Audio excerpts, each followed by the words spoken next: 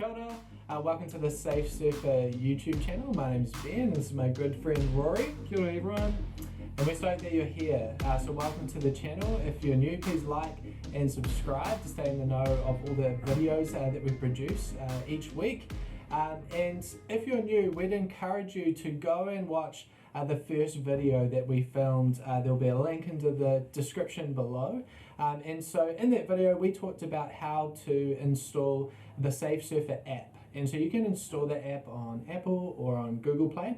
And that's an app which is going to really protect you and help you surf the internet safely on your phone. And so we encourage you to go and watch that video and then come back and watch this video here, and because they really lead into one another. But in this video here, we're going to be talking about the Safe Surfer dashboard. And so I'm going to hand over to Rory, who's going to walk us through that and talk to us about some of the features that are included in this dashboard. So Rory, take it away, bro. Cool, thanks Ben. So yeah, follow along with me at home. So I'm just going to jump into the dashboard here in our platform.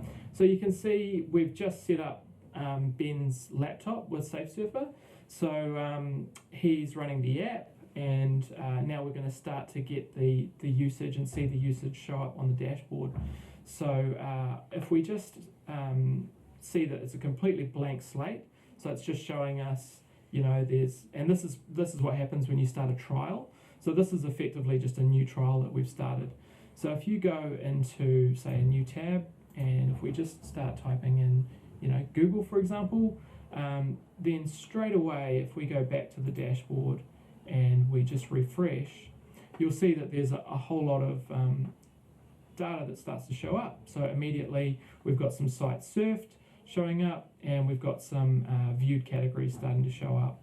And so, yeah, I guess this is the whole idea, is that what we're looking at is, you know, search history and just being able to keep people accountable from, you know, whatever they might need support with. So whether it's social media addiction, or online gambling, or pornography, or, you know, whatever else might be out there in the digital surf which you're getting stuck with, we can help you and get a support person alongside you.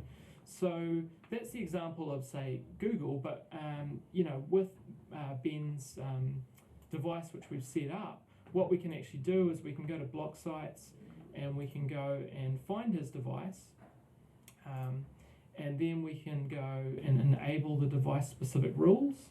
So by default, you get under the all devices, that's every device in your house, but and so that you might have some different settings across all devices, but then under, say, you know, Ben's device, we might just have some specific rules set up. And so what we've already set up is just some ad blocking, which is a really cool feature I'm going to show you in a second. And then as we kind of come down, you can start to see, you know, there's drugs, which is a default category. There's phishing and malware, which is a really powerful category that stops, you know, I guess all of the online scams that might be coming through in the form of those links that you see in emails and websites, which are trying to take your money. So as we come down, we've also got unsafe search engines. So this is basically blocking out any search engine which doesn't offer a safe search option. So by default, Safe Surfer enables all of the safe searches settings within the search engine. So Google, Bing, DuckDuckGo, but some of the other ones like Yahoo, for example, they don't have a safe search. Right, okay. So that's why we block those out. So as well, there's a whole lot of other categories here. So we've got social networks, and there's, you know, you might choose to block out any number of social networks.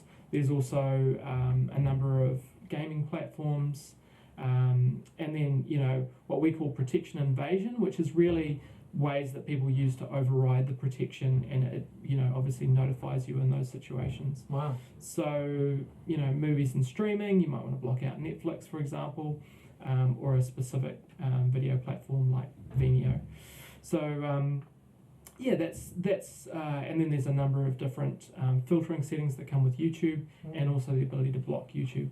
So if we just save this, I'll show you another quick example here.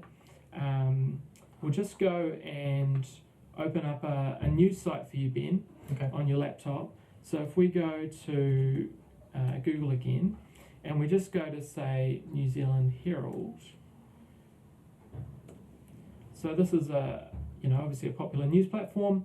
If we click into the New Zealand Herald, and we just say click into that first news article there, and we start to scroll down, you can immediately see that there's white space that starts appearing in your news feed. Bro, that is a game changer right there. If you want to see less advertising and just more beautiful blank space, you need to leave a like and you need to subscribe to this channel. Am I right? Yeah, absolutely. So that's the really cool thing, is that it stops all of the tracking and all of the ads which are coming through every single platform, which can be quite overwhelming, and certainly I've found, using Safe Surfer, it just gives you a much cleaner surfing environment when you're surfing the net. So, it's pretty awesome just to not see any ads. Oh, that's fantastic. And so if we go and click back onto the dashboard here, then we can see that immediately we've got some block sites starting to come through, and the block categories is now populated with all of the ads, and obviously the view categories updates itself as well, but the alerts hasn't updated because with alerts there is so many ads that we don't actually alert you by default for ads. So if I go into the alerts and I go to the settings, and so this is the way that we're going to set up, email alerts for different types of content. But you can see there the ads is not ticked. So if I tick ads and then I go save, then we're going to start to get all the alerts for ads show up. And so that's just a really quick example of ads as a category and how that gets blocked and what it looks like. If we just go back to that alerts section, and I'll just show you a little bit more, so you can see the ads are starting to show up in the alerts now.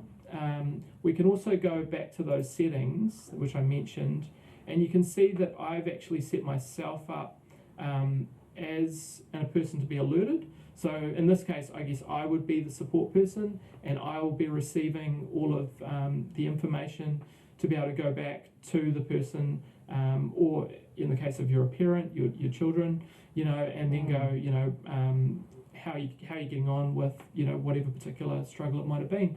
And so in this case, you can choose when you want to be alerted. So you can be alerted either daily via an email or weekly, and then you can choose when that, what day you might want it on. In this case, we've got it set up for 8 o'clock on Sunday. And you can also choose what devices you want to be alerted about as well. So there might be specific devices you want to be alerted about and specific devices you don't. You can also choose specific categories that you might want to be alerted about or not.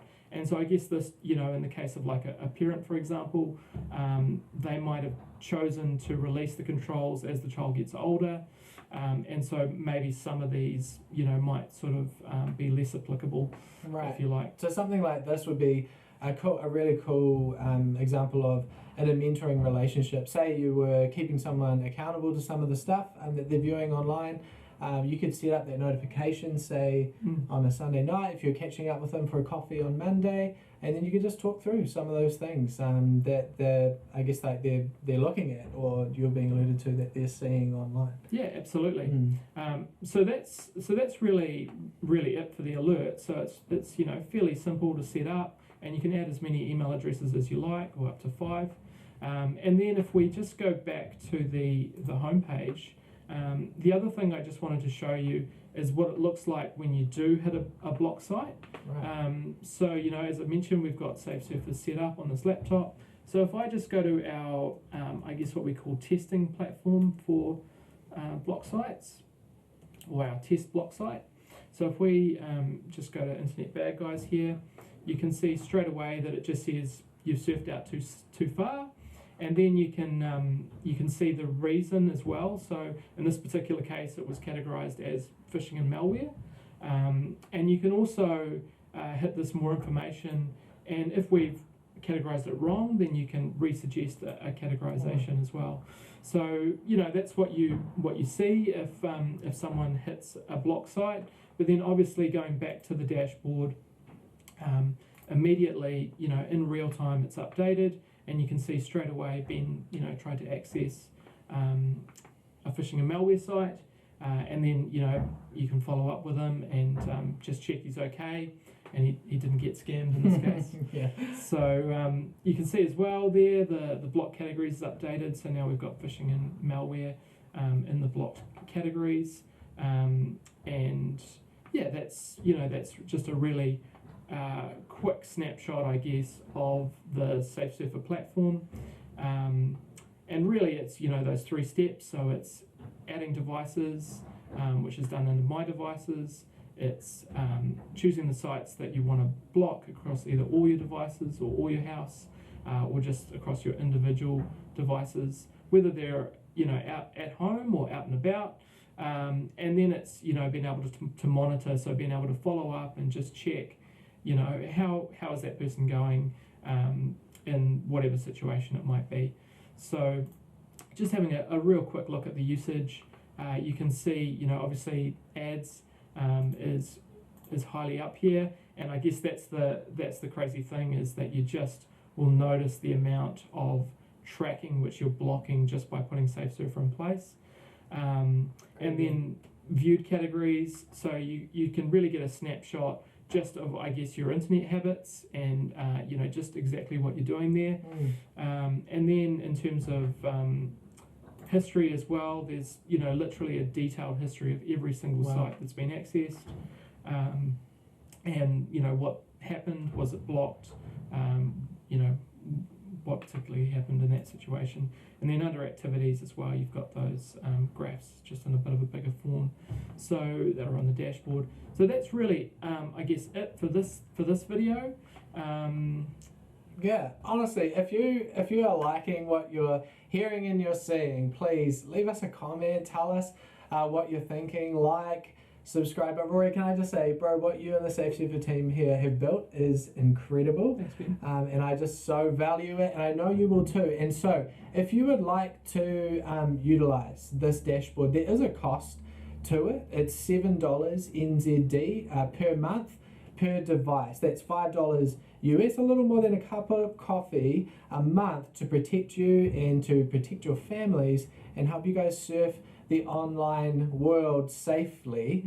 And so we would encourage you, please subscribe to that monthly subscription, and please tell your friends and family about this also. We would love to have you as a part of our safe surfing community, spreading the word about SafeSurfer. So subscribe, and we will see you in the next video. Ka kite anō. Good?